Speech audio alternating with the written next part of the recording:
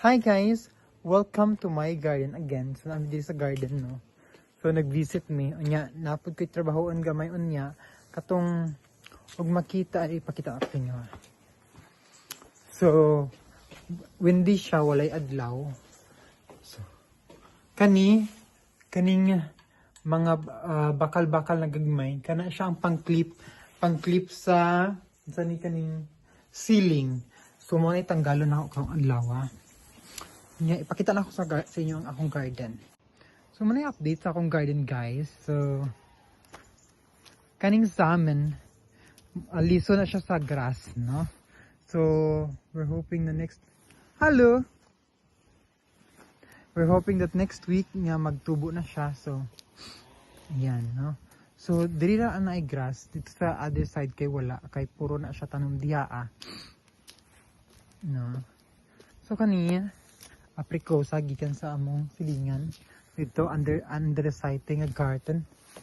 Kumani ang veg na, no, kung dati na anadri a fish teig, das war hier ein großer Fischteich, aber jetzt ist ein Oval für meine Blumen.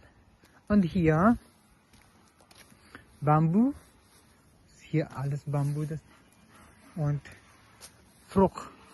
1, 2, 3, 4, 5 Frucht an der Seite.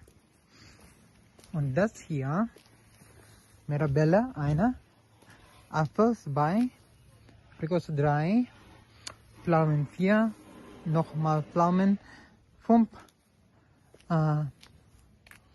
Pfirsich 6, nochmal Apfel 7.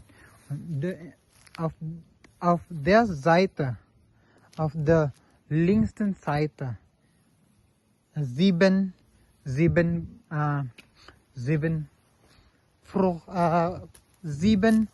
Obstbäume.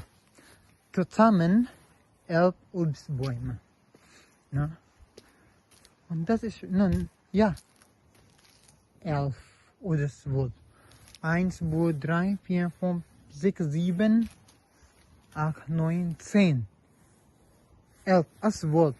Zusammen ist 12. So karon guys, mag-check ko sa tomato, sa keller. So hi guys, na ako sa among keller. Mag-check ko sa tomato. Sa akong kamatis. Kani isa po yung akong kamatis. Ay, dagan siya na daot. O, kinanglan ako mag-cook-aimer. O, daot ni. Kana ng mga nabugnawan. As in,